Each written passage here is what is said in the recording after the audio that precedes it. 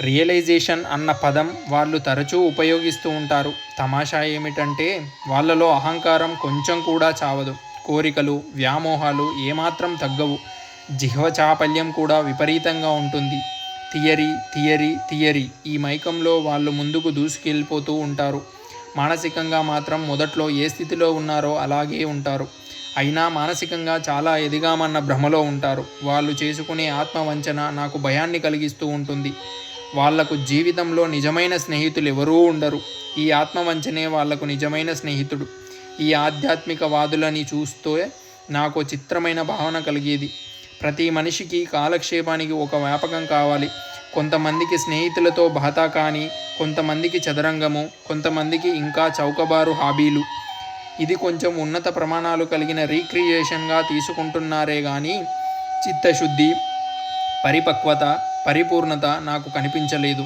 అంతేకాదు, ఇంకో చిత్రమైన గుణం నాకు కనిపించేది. సామాన్యులలో కనిపించే దయ, జాలి వీళ్ళలో ఉండేవి కాదు.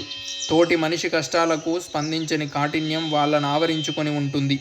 ఈ కాఠిన్యాన్ని వేదాంతం అనే కవచంతో, ఎస్కేపిజంతో వాళ్ళు కప్పేసుకుంటూ ఉంటారు. అబ్బా, వీళ్ళలో కంపరంగా కలిగించే ఎన్ని ఆత్మవంచనలు! నాకు తెలిసిన ఒక ఆయన ఉన్నాడు. చీటికి మాటికి గివ్, లవ్, సర్వ్ అంటూ సూక్తులు వల్లిస్తుంటాడు. ఆచరణలకు వచ్చేసరికి వాటికి ఆమడ దూరంలో ఉంటాడు. అలా ఉండటాన్ని సమర్థించుకుంటూ 1,00,000 ఎస్కేపిజంతో కూడిన కారణాలు సిద్ధంగా ఉంటాయి. ఇంకొక ఆయన మాట్లాడిన ప్రతి మాటకు వేదాంతం జత చేస్తూ ఉంటాడు. పెదాల మీద కృత్రిమమైన నవ్వు. దీన్ని హిపోక్రటికల్ స్మైల్ అనవచ్చునేమో. ఏదో బాధ్యతాయుతమైన డ్యూటీ టైంలో కూడా పూజలు, పునస్కారాలు చేస్తూ ఉంటాడు.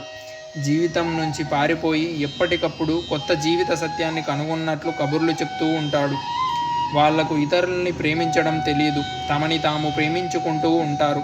ఎదుటి వాళ్ళు చెప్పేది వినిపించుకునేందుకు ప్రయత్నించరు. వాళ్ళు చెప్పడం మొదలు పెట్టకముందే ముఖంలో అసహనం ప్రదర్శిస్తూ తమ వ్యతిరేకతను ఎప్పుడూ చాటుకుందామా అని ఉవ్విళ్ళూరుతూ ఉంటారు. మన దేశంలో చాలా గొప్ప బోధ గురువులున్నారు. వాళ్ళ నిజాయితీని నేను శంకించడం లేదు. వాళ్ళ దివ్యత్వానికి అంజలి ఘటిస్తున్నాను. స్వామి శివానంద వంటి స్వచ్ఛత కూడిన మహనీయులున్నారు. వారికి జోహార్లు అర్పిస్తున్నాను. స్వామి వివేకానంద వంటి మహాద్భుతమైన కర్మయోగులున్నారు. వారికి భక్తితో నీరాజనాలు అర్పిస్తున్నాను.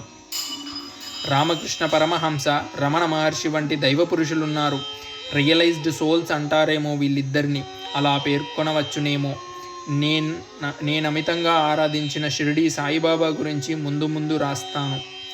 వారికి నా పాదాభివందనాలు. అయితే నేను గమనించిన విశేషం ఏమిటంటే, మన దేశంలో గొప్పవాళ్ళైన గురువులు, దైవ పురుషులు ఉన్నారన్న సత్యం యథార్థం. అది తిరుగులేని సత్యం. కానీ ఆ గొప్పతనము, దైవత్వము అంతటితో ఆగిపోతుంది. సాధకులు ఆ మార్గాన్ని అనుసరించే వారు జీవితాంతం ఎదుగు బొదుగు లేని సాధకులుగానే చైతన్యం తెచ్చుకొని మామూలు మనుషుల్లానే ఉండిపోతున్నారు. ఎక్కడో ఒక్కరిద్దరు ఉండవచ్చు. ఆ ఒక్కరిద్దరూ ఏ మార్గాన్ని అనుసరించకపోయినా సహజంగా చైతన్య స్ఫూర్తి కలవారై ఉంటారు. అది పరిగణలోకి తీసుకోవాల్సిన అవసరం లేదు. ఆధ్యాత్మిక స్ఫూర్తి సామాన్యుడికి అందుబాటులోకి రావడం లేదు. అది కేవలం తాపత్రయంగానే, అందుబాటులోకి రాని అసాధ్యమైన అంశంగానే మిగిలిపోతుంది. ఈ పరిశీలన నన్ను చాలా బాధించేది. ఈ జ్ఞాన మార్గం వదిలేసి భక్తి మార్గం ఎంచుకున్న వాళ్ళ గురించి ఆలోచిద్దాం. వీళ్ళు అనుష్ఠానానికి చాలా ప్రాధాన్యతనిస్తారు. పూజలు, పునస్కారాలు శారీరకంగానే అలసిపోతూ కూడా చాలా నిజాయితీతోనే నిర్వహిస్తారు. జపాలు, అర్చనలు, అభిషేకాలు, హోమాలు, యాగాలు నిరవధికంగా కొనసాగిస్తూ ఉంటారు. వాళ్ళ ప్రయత్నంలో ఏమీ లోపముండదు. ఏదో సాధిద్దామన్న తపన, పట్టుదల కూడా పుష్కలంగా ఉంటుంది.